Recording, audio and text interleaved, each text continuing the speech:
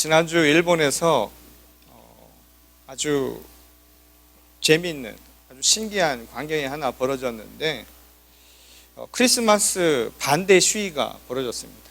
이 성탄 반대 시위, 여러분 들어보셨습니까? 물론 요즘 이 시대가 성탄의 참된 의미를 잃어버리고 상업화되고 또 자본주의 시장 경제 논리에 의해서 많은 것이 그 의미를 잃어버렸다, 이런 것에 대한 이야기가 그 안에 담겨져 있을 것 같은데요. 그런데 재밌는 것은 이 시위를 주도한 단체의 이름입니다. 그 단체 이름이 뭐였냐면 혁명적 비인기 동맹. 참 재밌는 동맹인데, 이 집단에, 이 단체에 소속된 사람들은 모두가 다 솔로 남성들입니다. 이 성탄이 되면 많은 사람들이 연인들끼리 사랑을 나누고 로맨틱한 시간을 보내는 것에 대해서 도저히 참을 수 없다, 그래서 성탄 반대 시위를 벌였다고 합니다. 이런 상황을 보고 무슨 이야기를 해줄 수 있을까요? 요즘에 한국에서 이런 노래가 유행이더군요. 잘못됐다고, 그만됐다고 전해라. 오늘 예수 그리스도가 이 땅에 찾아오신 성탄의 기쁨을 우리 모두가 함께 나눕니다. 근데 정작 우리가 살아가는 이 시대의 성탄의 의미를 과연 우리는 제대로 인식하고 또한 그 성탄의 의미대로 살아가고 있는 것일까? 그리고 성탄의 의미는 과연 우리에게 어떤 의미로 다가오고 있는가? 오늘 이 질문에 대해서 우리 스스로가 대답할 수 있기를 바랍니다. 그리고 그 성탄의 의미를 통해서 우리가 하나님과 함께하는 기쁨을 누리고 또한 하나님께서 이 땅 가운데 허락하신 참된 평화와 참된 진리, 참된 정의와 사랑을 우리가 함께 나눌 수 있는 주님의 복된 교회와 성도가 될 수 있기를 주님의 이름으로 간절히 축원합니다. 이 지난주 한국에서 일명 이 농약 사이다 사건이라고 하는 이 사건이 이 판결을 받아서 많은 사람들의 이목을 끈 일이 있었습니다. 경상북도 상주라고 하는 이 지역의 한 마을회관에서 할머니들이 함께 농약이 든 사이다를 나눠 마신 뒤에 그 중에 일부가 사망하는 이 사건이었죠. 결국 그 사건은 82살 먹은 이 할머니 한 분의 계획된 고의적인 살인으로 판명이 되었습니다. 그래서 결국 법원은 이 모든 것을 인정해서 할머니에게 종신, 곧 무기징역이라는 아주 무거운 선고를 내리게 되었습니다.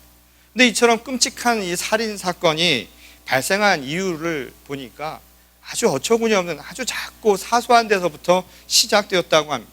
이 평소 마을회관에서 마을 사람들이 모여서, 특히 할머니들이 모여서 한국 사람들이 좋아하는 종목이 있죠. 화투를 쳤다고 하는 거예요. 근데 화투를 치는데 크게 친 것이 아니라 점당 10원을 하는 화투를 친 겁니다.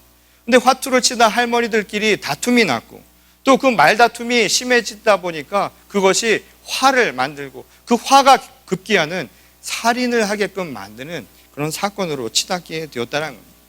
보기에 따라서는 아무것도 아니죠. 요즘 10원짜리 길에 떨어져 있으면 주워도 안 갑니다. 근데 그 10원짜리 화투가 뭐길래 사람들이 서로의 생명을 뺏을 만큼 그런 엄청난 결과를 가져왔을까요? 물론 단순히 이 사건은 이 10원짜리 그 자체로 이야기될 수 있는 것은 아닙니다. 무슨 말이냐면 10원의 가치 때문은 아니었을 것이다, 이 말인 것이죠. 10원의 액수나 가치 때문에 그것이 중요하다고 생각이 들어서 할머니들이 다툼을 벌인 것은 아니라는 겁니다. 오히려 문제는 그것을 바라보는 할머니들의 마음이죠. 우리가 두 렙돈의 과부의 여인의 이야기를 통해서도 알 수 있었던 것처럼 액수가 중요한 것이 아니라 우리가 그것을 어떻게 바라보느냐, 우리의 태도와 우리의 마음이 더 중요한 법입니다. 할머니들은 사실 그 10원짜리에 자존심도 걸고요, 거기에 경쟁 심리도 걸고 어떻게 보면 자기 인생의 아주 중요한 부분, 소외되어서 살아가는, 자식들도 돌보지 않는 이 현실 속에서 아주 중요한 내 삶의 그 무언가로 삼았을 가능성이 아주 높았다는 것이죠. 이건 마치요, 이 과자 한 조각을 가지고 아이들이 다툼을 벌이지 않습니까? 아무것도 아닌 것 같지만 그들에겐 중요한 것과 마찬가지의 이치라는 것이죠. 세상도 마찬가지입니다. 국회의석이라는 것이 과연 무엇이길래 그 자석 하나를 두고 많은 사람들이 이전 투구를 벌이는 오늘 우리의 현실을 바라보지 않습니까? 그런데 말이죠, 배부른 아이에게 과자 한 조각은 더 이상 욕망의 대상이 되지 않습니다. 관심의 대상이 되지 않습니다. 권력의 무상함을 깨달은 사람에게 국회의석이라고 하는 것은 아무런 의미를 갖지 않을 수도 있다는 것입니다. 배지의 욕망이 그에겐 더 이상 아무런 의미를 가져다 주지 않을 수도 있다는 겁니다. 여러분, 아무도 없는 무인도에서 금괴를 가지고 있는 게 그게 무슨 의미가 있겠습니까? 그게 나에게 생명의 어떤 소중한 도구가 될 수가 있겠습니까? 야생에서, 정글에서 야수를 만났을 때 국회의원이라고 하는 권력이 과연 무슨 의미가 있겠느냐는 겁니다. 그때 어떤 도움이 될 수 있겠느냐 이 말인 것이죠. 그럼에도 불구하고 사람들이 그토록 무언가를 애타게 저 바깥에서 찾고 또 그것을 탐욕하고 그것을 욕망의 대상으로 삼는 이유는 과연 무엇 때문일까요? 어떤 철학자들은 그 이유를 이렇게 이야기합니다. 인간의 결여성 때문이다. 인간이 나면서부터 본래적으로 인간은 부족한 채로 살아간다는 겁니다. 무언가 부족한 채로 살아가기 때문에 그것을 채우려고 하는 욕심, 욕망이라고 하는 것을 자연스럽게 갖고 살아간다는 것이죠. 그래서 계속 살아가면서 나 아닌 바깥에서 부족한 나를 채우기 위해 끊임없이 노력하는 것, 이것이 바로 인간의 운명이라고 이야기를 한다는 겁니다. 그런데 문제는 말이죠, 그렇게 바깥에서 나를 채우려고 하는데 그렇게 채워지지가 않는다는 겁니다.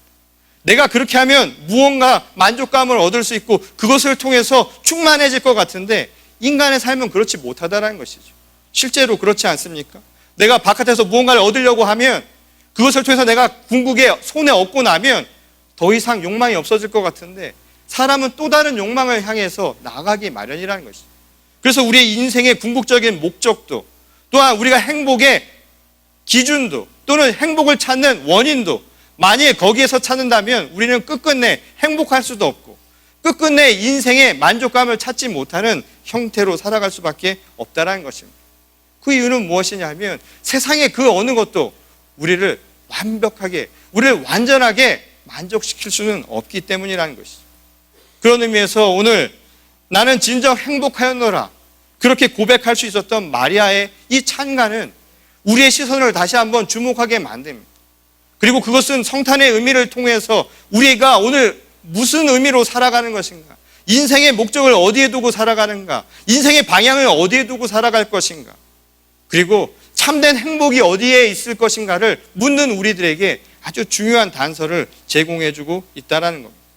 이 사실 마리아가 행복을 노래하고 있었다라고 오늘 본 말씀은 말하고 있지만 마리아가 스스로 행복할 수 있다라고 이야기할 수 있었던 것은 그만한 행복의 조건이 갖춰져 있었기 때문이 결코 아니었습니다. 그가 다시 말해서 행복한 환경 속에 있었기 때문에 그래서 무언가 거기서 날 채울 수 있었기 때문에 스스로 행복하다라고 이야기했던 것은 결코 아니라는 것이죠. 어떤 의미에서 그는 아주 인생의 절대절명의 위기 가운데 있었던 상황이었습니다. 이 당시 유대법에 따르면 합법적인 결혼 예식을 아직 행하지 않은 처녀가 아이를 임신했다라는 것, 그것은 당시 유대법에 죽음으로 내몰아도 큰 문제가 없을 만큼 아주 큰 죄 가운데 하나였다는 겁니다.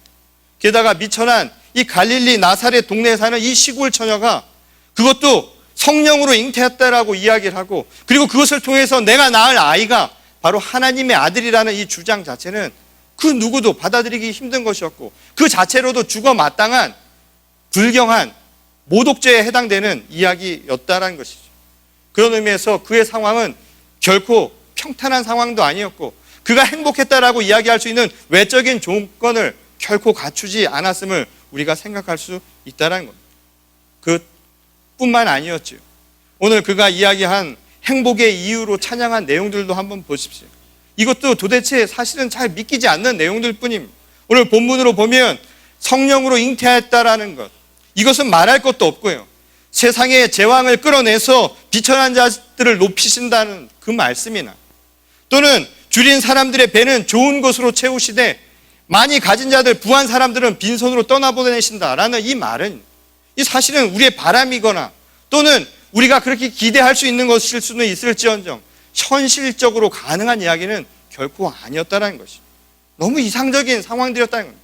근데 더 문제는 무엇인가 하면 오늘 이 이야기를 듣는 우리들은 이것에 희망을 갖지 않는다라는 것이죠. 그것이 믿기지가 않아서가 아니라 사실은 그렇게 되기를 우리가 바라고 있기 때문이라는 겁니다. 무슨 말이냐면 우리가 바라는 것과는 전혀 반대 이야기를 지금 마리아가 하고 있다는 것이죠. 여러분, 많은 사람들이 오늘 마리아가 이야기한 것처럼 제왕처럼 힘 있는 자를 끌어내리고 힘 없는 자를 올릴 것이다, 이걸 바라고 살지 않는다 이 말인 거죠. 사실 우리가 바라는 것은 우리가 제왕처럼 힘이 있고 능력을 인정받는 사람이 되고 싶어 하는 것 아닐까요?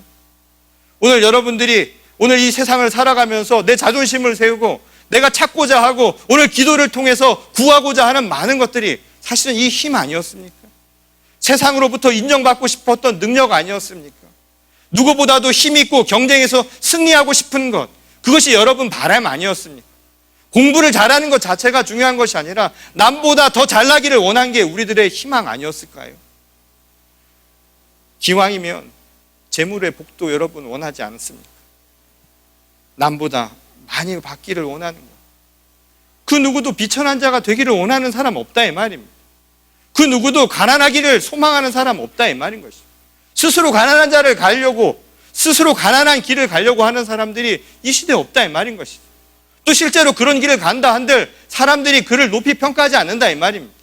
우리들은 은연중에 우리 스스로가 제왕처럼 힘이 있고 능력이 있고 권력이 있고 또한 우리 가운데 소유물이 많아서 남들보다 편리하고 나은 삶을 살아가는 것, 그것이 곧 행복의 조건이라고 믿고 살았는지도 모른다는 것이죠. 그런 의미에서 오늘 하나님께 찬양했던 이 마리아의 찬양 내용은 우리의 생각과는 완전히 다른 이야기였다 이 말입니다. 행복의 조건도 달랐고 행복의 상황도 우리와는 전혀 다른 상황이었다는 것이죠. 그럼에도 불구하고 오늘 마리아는 우리의 생각과 정반대의 그 이야기로 행복을 노래합니다. 비록 비천해도, 비록 힘이 없어도, 비록 내가 가난해도, 비록 내가 외로워도, 비록 내가 가진 것이 조금 남들보다 부족해도 나는 행복하다라는 겁니다. 왜 그가 행복했을까요?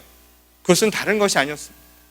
완전하신 하나님이, 우리의 길이요 진리요 생명이 되시는 하나님이 바로 나를 완벽하게, 나를 완전하게, 충만하게, 행복하게 만들어주시기 때문이라는 바로 그 믿음 때문이었다는 겁니다.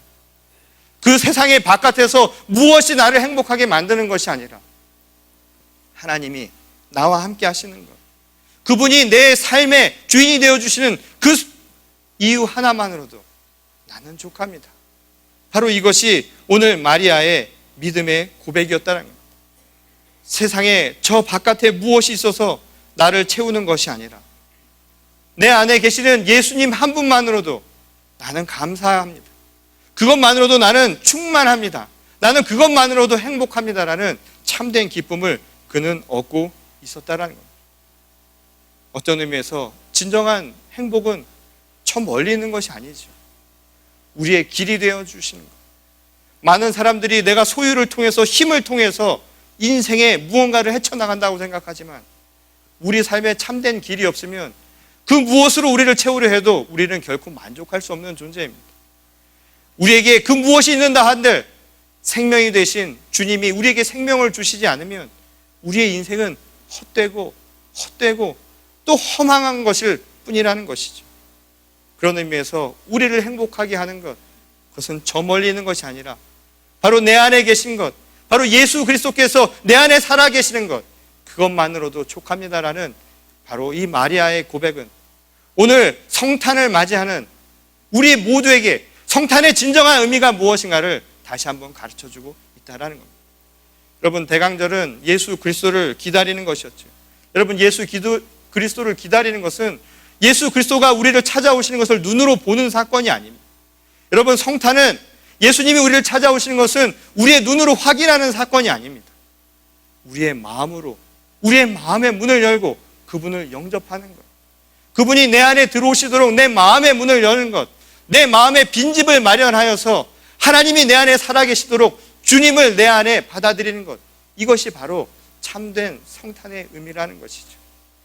내 안에 무엇인가로 채우는 것이 아니라 오히려 내가 비천해지고 내가 가난해지고 내가 주 안에서 네 스스로 낮아질 때 비로소 하나님이 우리를 찾아오신다는 겁니다.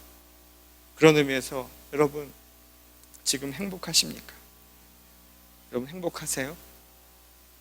오늘 정말 행복하다고 믿으십니까? 오늘 우리 안에서도 저 바깥이 아니라 우리 안에 계신 내 안에 예수님이 찾아오시는 것, 이 성탄을 통하여서 나를 찾아오셔서 내 마음 가운데 계시다라는 그 믿음의 고백을 통하여 참된 행복, 참된 만족을 여러분 모두가 누리시기를 다시 한번 주님의 이름으로 축원합니다.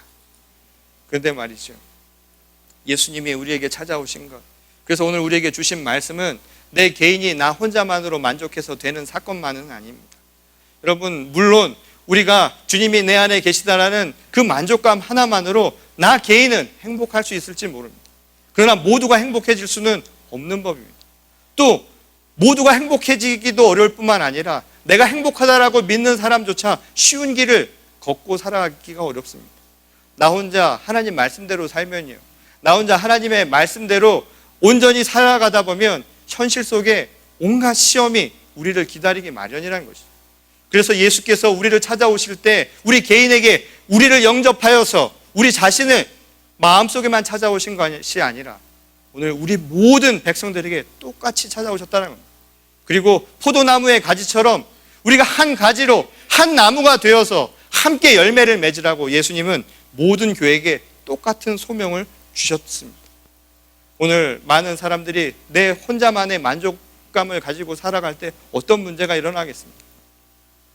할머니들처럼 갈등과 분쟁이 일어날 수 있습니다. 때로는 아픔이라고 하는 것이 우리 삶에 만연해질 수 있다는 것이죠. 그런 현실 속에 오늘 평화의 왕으로 예수께서 찾아오셨습니다. 그리고 우리를 통하여서 주님의 나라가 진정한 행복한 나라임을, 그리고 그것을 위해서 우리가 행할 것이 무엇인가 분명하게 이야기하고 계셨다는 것이죠. 과연 교회에게 오늘 이 성탄의 의미가 오늘 온 교회에 어떤 의미로 다가오는 것일까요? 우리 개인에게는 우리의 마음의 문을 열어서 주님을 영접하여 행복의 조건으로 삼는 것, 그것이 우리 개인에게 주신 예수님의 선포였다면 오늘 이 시대를 살아가는 우리 모두에게 주신, 온 교회에 주신 예수님의 말씀은 과연 무엇이었을까요? 이 영화 애니메이션인데요, 업이라는 영화가 있었습니다. 여러분 혹시 보셨는지 모르겠는데 그 영화 업이라는 그 애니메이션의 모티브가 된 이야기가 하나 있습니다. 지금 보시는 것은 어느 이 지역에 그 지역을 개발하려던 이 개발업자지요. 특히 이 공사 책임자입니다. 공사 책임자가 그 지역에 사는 어느 할머니에게 찾아갔습니다. 혼자 사는 할머니, 쓸쓸히 혼자 살아가시는 할머니였는데 이 할머니에게 다가서 지금 하는 게 뭐냐면 집을 비싼 가격에 팔라고 이야기를 한 겁니다. 아주 조건이 아주 좋게 큰 제의를 해준 것이었죠. 그리고 빌딩을 그곳에 세우겠다라는 계획을 그에게 이야기했습니다. 그런데 할머니는 한 번에 거절을 해버립니다. 나는 이것을 팔 수가 없습니다. 그러자 결국 이 공사 책임자가 어떻게 공사를 시행하냐면 어쩔 수 없이 공사를 시행을 해야 됩니다. 근데 공사를 어떻게 하냐면 마치 저 할머니 집이 이 건물의 전체 계획에 있었던 것처럼 저 할머니의 집을 중앙에 두고 그 옆에 독특한 디자인으로 건물을 지어가기 시작을 합니다. 그 다음 저 건물입니다. 마치 저 건물을 보면 처음부터 애초에 저 할머니 집이 저 안에 있어야만 할 것 같은 상태로 디자인을 하고 건축을 했다는 것이죠. 더 놀라운 건 뭐냐면 이 건설 계획에 방해가 되기는 했지만 홀로 쓸쓸하게 살아가는 이 할머니를, 이 공사를 책임졌던 이 공사 책임자는 처음부터 끝까지 배려를 했다는 거예요. 집에 대한 배려만이 아니라 마치 아들처럼 이 할머니가 돌아가실 때까지 지극정성을 다해서 이 할머니를 돌보았다고 합니다. 아무도 찾아오지 않는 쓸쓸하게 죽음을 맞이했던 이 할머니에게 마지막 함께 있었던 사람은 바로 이 공사 책임자라고 한다는 것이죠. 근데 결국 이 할머니가 세상을 떠나면서 마지막 유언이 뭐였을 것 같습니까? 저 집을 그 공사 책임자에게 유산으로 남겨줬다고 합니다. 또 이야기를 드시면 다른 생각도 다 까먹고 유산만 생각하시는 분이 있는데, 오늘 우리의 시대가 서로의 욕망과 갈등을 통해서 살아가는 시대입니다. 서로가 서로 간의 만족감을 위해서 살아가다 보니까 결국 갈등이 만연한 사회를 우리가 살아가고 있습니다. 분쟁이 지구촌 곳곳에서 일어나고 작은 조직들마다 공동체마다 서로 간의 말다툼과 분열들이 이곳저곳에서 몸살처럼 일어나고 있는 게 오늘의 현실입니다. 그런 현실 속에서요, 오늘 새로운 길을 모색한 이 할머니와 공사 책임자의 이 모습, 정말 조화로운 건물만큼이나 여러분 아름답게 느껴지지 않습니까?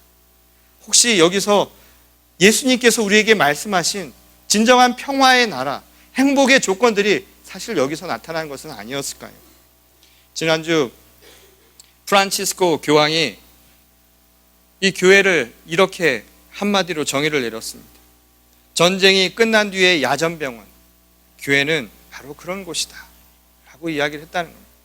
야전병원은 총상을 입은 군인에게 왜 총상을 당했느냐고 묻지 않습니다. 야전병원은 누구든지, 그가 누구이든지 상관하지 않습니다. 그의 피부 색깔이 어떤지, 그가 어떤 민족이든지, 어떤 배경에서 왔던지 그것은 관심이 없습니다. 중요한 것은 그의 목숨을 살리는 것입니다. 그의 생명을 다루는 것이죠.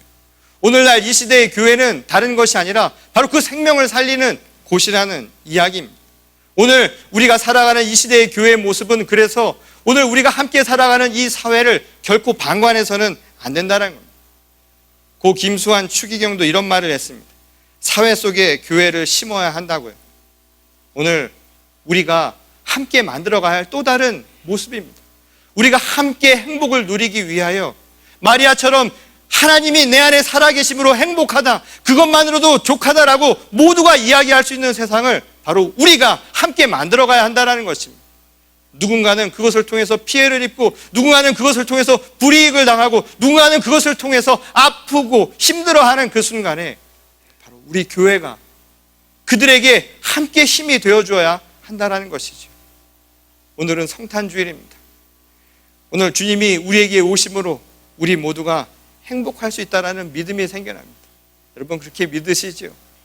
그런 믿음으로 그치는 것이 아닙니다. 우리만 행복한 것이 아닙니다.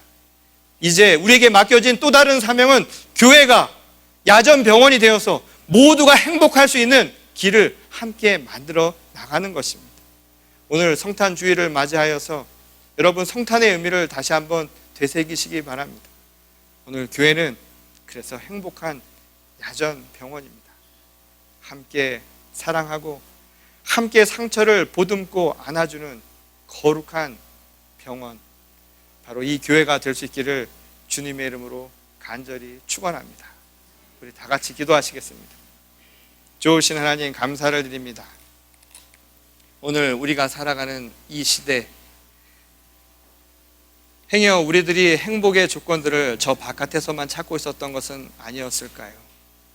우리도 모르는 새 저 바깥에 있는 그 무언가가 내 삶을 채울 수 있을 것이라는 착각 속에서 살았던 것은 아니었을까요? 그래서 끊임없이 부족하고 끊임없이 불만스러운 삶을 살았던 것은 아니었습니까? 오늘 마리아의 고백처럼 우리도 저 바깥에서가 아니라 내 안에 오늘 찾아와 주신 예수 그리스도를 통하여서 진정한 행복의 조건을 확인하는 믿음의 자녀들이 되게 하여 주시옵소서. 또한 이러한 믿음의 고백을 행하는 수많은 마리아들이 이 시대에 살아가고 있습니다. 그러나 여전히 그들이 핍박받고 고난받고 살아가고 있습니다. 여전히 우리가 가는 십자가의 길이 세상에는 부족하고 미련한 짓으로 보이는 것이 오늘의 현실입니다. 이런 현실을 하나님께서 우리의 눈을 들어 바로 보게 하셔서 하나님 이 시대의 교회가 눈을 뜨고 하나님의 나라를, 그래서 행복의 조건들을 함께 만들어가는 저희 모두가 되게 하여 주시옵소서. 그리하여서 마치 야전병원처럼 오늘 모든 살아있는 주님의 교회들마다 생명을 위하여 서로를 섬기고 사랑하고 아끼고 부정과 부패가 아니라 진리와 정의가 온전히 살아 숨쉴 수 있도록 함께 노력하며 수고하는 주님의 거룩한 교회, 이 공동체가 되게 하여 주시옵소서. 저희를 그렇게 사용하여 주실 줄 믿습니다. 오늘 이 성탄의 의미를 다시 한번 재확인하고 돌아가는 저희 모두가 되게 하시고 행복한 야전병원인 이 교회를 통해서 모두가 나는 행복하였노라 마리아처럼 고백하는 믿음의 자녀들 또한 믿음의 공동체가 다 되게 하실 줄 믿사오며 거룩하신 우리 주 예수 그리스도의 이름 받들어 간절히 기도드렸습니다. 아멘.